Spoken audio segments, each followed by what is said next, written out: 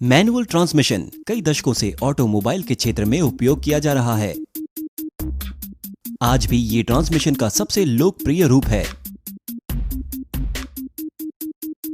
इस वीडियो में हम बताएंगे कि वास्तविक मैनुअल ट्रांसमिशन रिवर्स गियर के साथ कैसे काम करता है।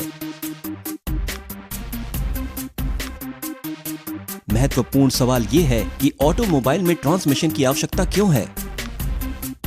इंजन के द्वारा उत्पन्न हुई पावर पहियों तक पहुंचने से पहले ट्रांसमिशन की प्रक्रिया से गुजरती है। ट्रांसमिशन का मुख्य कार्य अलग अलग ड्राइविंग की स्थिति में पहियों की गति और टॉर्क को नियंत्रित करना होता है। उदाहरण के लिए, यदि आप एक पहाड़ी पर चढ़ना चाहते हैं तो आपको अधिक टॉर्क की आवश्यकता होती है। ट्रांसमिशन की गति को कम करके हम एक ही पावर इनपुट के लिए ज्यादा टॉर्क प्राप्त कर सकेंगे। इसके विपरीत, यदि टॉर्क की आवश्यकता कम है तो हम ट्रांसमिशन की गति को बढ़ा सकते हैं। अब चलिए हम इसकी अंदरूनी कार्य प्रणाली को देखें। मैनुअल ट्रांसमिशन गियर अनुपात के सरल सिद्धांत पर काम करता है।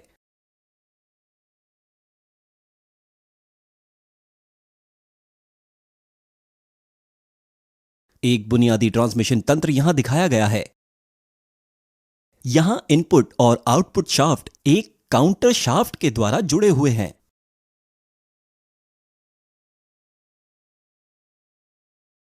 एक 3 गति तंत्र इस तरह दिखेगा। यह स्पष्ट है कि गियर स्लाइड करने पर हम अलग अलग ट्रांसमिशन अनुपात प्राप्त कर सकते हैं। इस ट्रांसमिशन को विशेष रूप से एक स्लाइडिंग मैश ट्रांसमिशन कहा जाता है। यह गति को नियंत्रित करने के लिए बेहतर है, लेकिन इसका एक छिपा हुआ नुकसान भी है। एक गियर से स्लाइड करना और दूसरे गियर के साथ जोड़ना काफी मुश्किल होता है। कांस्टेंट मैश ट्रांसमिशन इस समस्या को स्थायी रूप से हल कर देता है। यहां गियर हमेशा मैश में रहते हैं, लेकिन इनमें बड़ा अंतर होता है। यहां आउटपुट गियर शाफ्ट से ढीला जुड़ा होता है। यदि हम एक समय में शाफ्ट को केवल एक गियर से जोड़ते हैं तो शाफ्ट की गति जुड़े हुए गियर की गति के समान होगी। एक काल्पनिक कनेक्टर की मदद से अलग अलग गियर अनुपातों को यहां दिखाया गया है।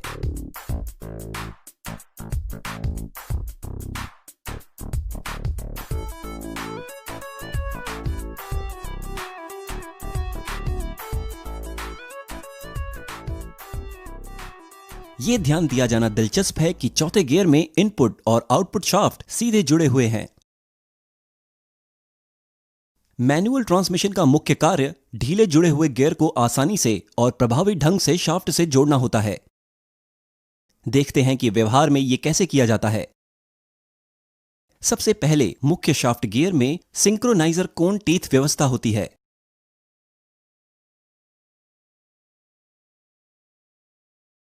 हब को एक शाफ्ट से जोड़ा जाता है।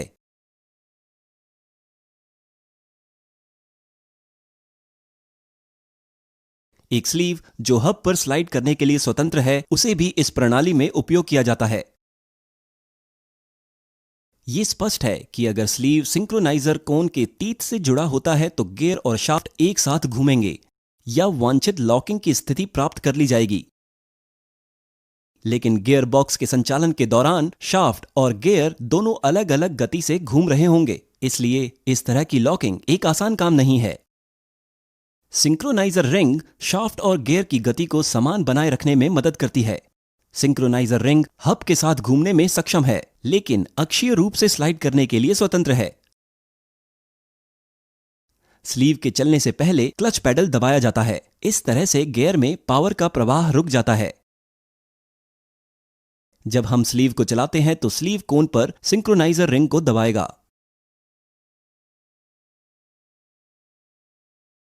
सिंक्रोनाइजर रिंग और कोन के बीच अधिक घर्षण बल के कारण गियर की गति शाफ्ट के समान हो जाएगी।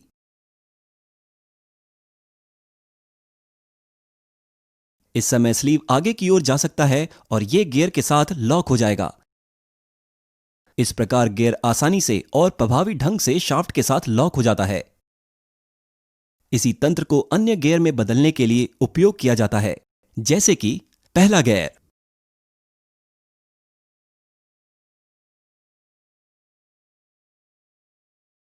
तीसरा गियर, और चौथा गियर। आप गियर लीवर की बदलती कार्यविधि को भी देख सकते हैं।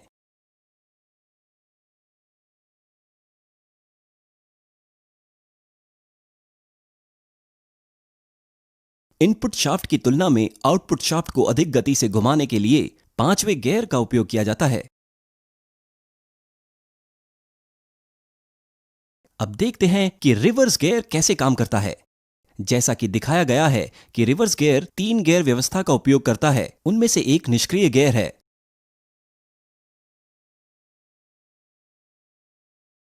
जब निष्क्रिय गियर को दबाया जाता है और वो अन्य 2 गियर से जुड़ जाता है तो आउटपुट शाफ्ट विपरीत दिशा में घूमने लगता है। कृपया यहां ध्यान दें कि रिवर्स गियर में एक सिंक्रोनाइजर रिंग तंत्र नहीं है। इसका मतलब है कि रिवर्स गियर को लगाने से पहले घूमते हुए गियर बॉक्स को पूरी तरह से रोकना होगा। वीडियो देखने के लिए धन्यवाद।